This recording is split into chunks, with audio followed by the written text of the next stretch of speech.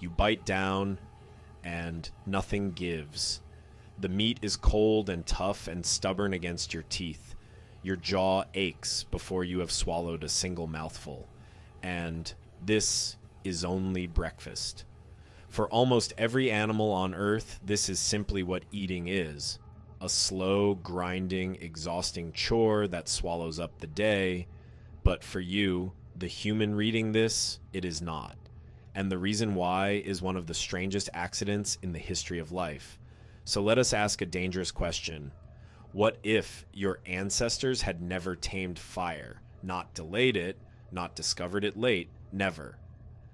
Most people picture a world without fire as simply a colder, darker version of the one we live in now. No campfires, no cooked meals, a little more inconvenient maybe. But the truth is far stranger than that. Without fire, the creature reading these words almost certainly would not exist at all. To understand why, you have to understand what fire quietly did to your body. And the man who built his career on that question is a Harvard primatologist named Richard Wrangham. In his book, Catching Fire, Wrangham laid out a simple but explosive idea. He called it the cooking hypothesis. The claim is this: cooking did not just make food tastier. Cooking made us human. Think about what heat does to food. It breaks down tough fibers. It unfolds the proteins. It turns hard starch into something soft and sweet. In plain terms, cooking does part of your digestion before the food ever reaches your mouth. A cooked meal hands your body more usable energy for less effort. A raw meal makes your body fight for every calorie. Now, look at your closest living relative, the chimpanzee. A wild chimp spends roughly 6 hours of every single day just chewing. 6 hours? Their food is raw, fibrous, and stingy with energy, so they need enormous jaws, huge flat teeth, and a long, heavy gut to process it all. Your ancestors lived exactly like that once. And then, somewhere in the deep past, that pattern broke. Here's where it gets remarkable. Once cooked food entered the picture, your ancestors no longer needed those massive grinding teeth or that enormous gut. The body could afford to shrink them. And shrinking the gut freed up something extraordinary. To see why that matters, you need to know one brutal fact about your own brain. It is staggeringly expensive to run. Your brain is about 2% of your body weight, yet it burns around 20% of your energy, even while you sit perfectly still. It is the most fuel-hungry organ you own. So how does a small ape afford a brain like that? Two scientists, Leslie Aiello and Peter Wheeler, answered this in 1995 with an idea called the expensive tissue hypothesis. The body, they argued, runs on a tight energy budget. You cannot simply grow a giant, costly brain for free. Something else has to get cheaper to pay for it. And the organ that shrank, they found, was the gut. Read that again. Your ancestors traded gut for brain, but you can only afford a smaller gut if your food is easy to digest.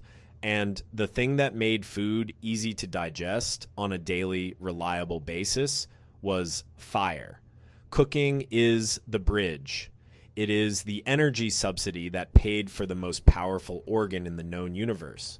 So what happens if you pull fire out of the story entirely? Without it, there is no calorie surplus, no shrinking gut, no fuel to grow a brain that triples in size over 2 million years. Your ancestors stay locked into the chimpanzee bargain: big teeth, big belly, small brain, and 6 hours a day spent chewing in silence. The animal that paints caves and builds cities and reads sentences like this one never arrives. Now, you might be thinking this is just a clever theory. Where is the proof in the ground? This is where the archaeology comes in. In a place called Wonderwerk Cave in South Africa, a researcher named Francesco Berna and his team found something published in 2012 that stunned a lot of people. Deep inside the cave, in layers around 1 million years old, they found ash from burned plants and tiny fragments of burned bone, not from a wildfire that swept through, but from controlled fire used inside a shelter again and again, and far away in Israel at a waterlogged site called Gesher Benot Yaakov, an archaeologist named Naama Goren Inbar uncovered clusters of burned flint and seeds roughly 790,000 years old, grouped together in tight patches. The pattern of the burning points to deliberate hearths, fixed places where fire was kept and tended. In other words, the relationship between humans and fire is not new. It is ancient, almost beyond imagining. It stretches back long before our own species existed. Fire was not a tool we picked up along the way. It was a partner that helped shape what we became. So let us reconstruct a day in the world that never happened. The world where fire stayed wild. You wake in the gray dawn, cold and stiff because there was no warmth in the night. You are hungry, the way you are always hungry, with a low and constant ache. You reach for food, and it is raw. Tough roots, stringy meat if you were lucky in the hunt, hard, bitter seeds, and then you begin to chew and chew and chew. The morning passes this way. Your jaw, far heavier than yours is today, never truly rests. Your belly is large and round, not from a feast, but because it must be, to wring thin energy out of difficult food. When darkness falls, there is no flame to push it back, no circle of light to gather your tribe around, no long evening of stories and faces and shared warmth. There is only the cold, the dark, and the listening. Predators move freely in that dark, and you cannot see them coming. Does that sound like a human life to you? Or does it sound like the life of a clever animal, surviving, but never quite becoming? Now, here's the counterintuitive twist, the part that should genuinely unsettle you. We tend to think the human brain came first, and that our big, brilliant minds then invented tools like fire. But the cooking hypothesis flips that order completely. In this story, fire came first, the brain came after. The flame was not a product of human intelligence. The flame was one of its causes. You did not invent fire because you were already smart. In a very real sense, you became smart because something in your lineage learned to keep a fire alive.